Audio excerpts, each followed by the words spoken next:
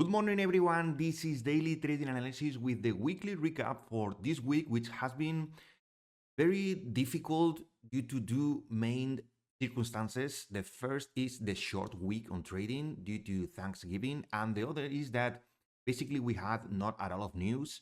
We had certainly going to review a lot of economic data that may be important, including FOMC minutes, but overall it was a transitionary week with Thanksgiving, with not a lot of volume. Actually, the internals are really low in terms of volume and advanced declines. So in that sense, we have to really be cautious on what is going to happen, analyze everything, because in terms of price action, there has not been a lot of more. So the overall sentiment, it's mostly negative, primarily driven by the potential imposition of substantial tariffs on Mexican, Canadian, and Chinese goods by the Trump administration. This carries a high risk of triggering a trade war, as I mentioned in the video this week. Trade war is a significant risk right now because that will increase inflation, impacting all the indices from the tech-heavy Nasdaq to the S&P 500, including small caps. So the threat also of retaliatory tariffs further compounds this risk and uncertainty. So that's the main thing this week. Tariffs are very negative sentiment. In terms of data points, so we had some data on the estimate for the GDP growth. We have the core PCE price index, the personal income. These are basically good. It's not bad because we are meeting expectations, but the most important thing to really acknowledge is the FOMC minutes, because the Federal Reserve is still showing a cautious approach to monetary policy, as reflected in these minutes. This adds to the uncertainty. While some members advocate for gradual reduction in the policies, others suggest pausing if inflation remains elevated. Jerome Powell's lack of specific comments in this particular news cycle emphasizes the cautious stance. So this creates a lot of uncertainty. Uncertainty is the word of this week, along with negative sentiment in terms of more uncertainty on the Trump tariffs. So this is the bread and butter this week. There has not been a lot of news. We have also in the back of our minds the geopolitical nuclear threats from Russia. So it's super tricky to understand the current situation, because in conclusion, the outlook for US and global markets remains high uncertain. Potential for a huge trade war, coupled with persistent inflationary pressures and ongoing geopolitical risk, presents significant headwinds for investors. The actual implementation of the announced tariff policies and the subsequent responses from other countries will be crucial in determining the market's direction in the coming weeks and months into the end of the year. So that's the situation right now. Basically, we are going to move into the charts to really see how the market behaved in terms of price action. This is the weekly chart on the Nasdaq. This is the week. Almost a doji. We had some buyers down here, but overall, a nothing burger. Thanksgiving, uncertainty everywhere.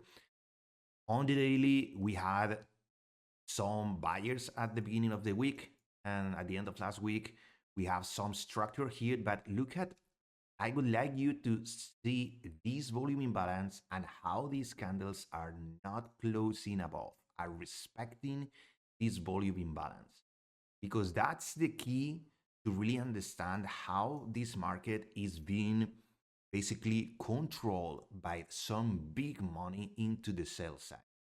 I think this volume imbalance is going to be key to really understand if we are going to see a massive destroy of bulls. All these people that is buying is going to puke their positions into more sell side liquidity if a bad catalyst happens next week.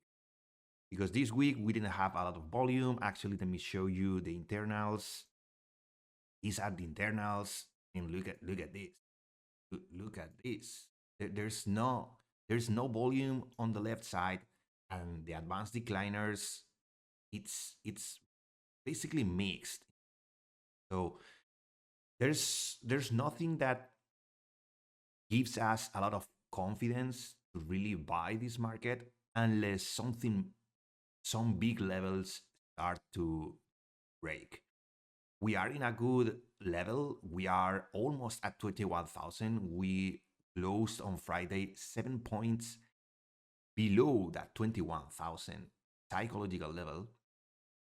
But the structure, it's worrisome. It's quite worrisome. Have some decent buyers, but I think these are early buyers.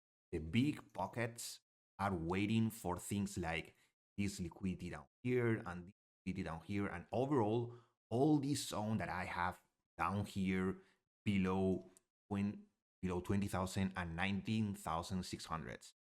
This would be, in my opinion, I think we are going to puke the early buyers, try to bounce again, make this a big pivot, make a lower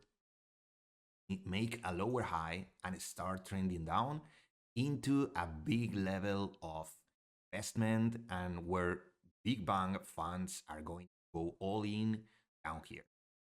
I think down here is going to, or at least below this 20,000, around 19,800s, we might be some positions start to being leveraged for the big players. But that's my scenario. I want this to happen. I don't feel safe buying up here.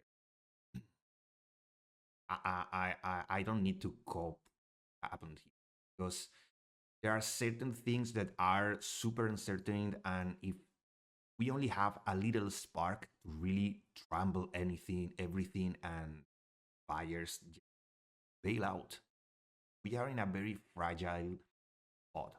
The dollar is continue pushing, even though we had a strong pullback.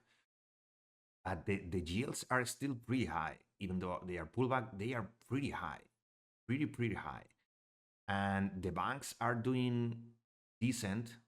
They are still pushing. We have the overall breadth trying to continue higher, trying to build momentum. But the Nasdaq and the tariffs are something to really worry about. We don't have in the 15-minute chart. Let's go to the hour. This is the last 2 weeks. So we don't have any feedback from. I think the market information, it's not yet a conclusion to really push harder. I really like. I would really like for all these people generated sell side puke, just buy lower and buy in a better risk reward ratio. That's what all these people down here are waiting. Bet there are big players waiting for that. So this week was just Thanksgiving, short week, low volume, a lot of uncertainty. So I didn't trade. I barely traded. So let's wait for next week. Let's reanalyze what might happen during the weekend, and let's start fresh next week with more news, with more information, and because that's what we need right now. We need more information. And that's all from my side. As always, thank you for your time. If you found these weekly recaps useful, please give them a like, subscribe to the channel. I upload these weekly recaps every Saturday for you to review the week. I put a lot of effort in these videos, so thank you for your support. But also, from Monday through Friday, I upload daily videos for market forecast, market updates, and market recaps. I appreciate your time. Thank you for all the views, all the support. And remember that discipline, patience, and risk management are key for your success. Stay safe. Have a nice weekend. I hope you had a nice Thanksgiving. Rest a lot. Try to disconnect a little bit from the markets, and let's get back strong on Monday.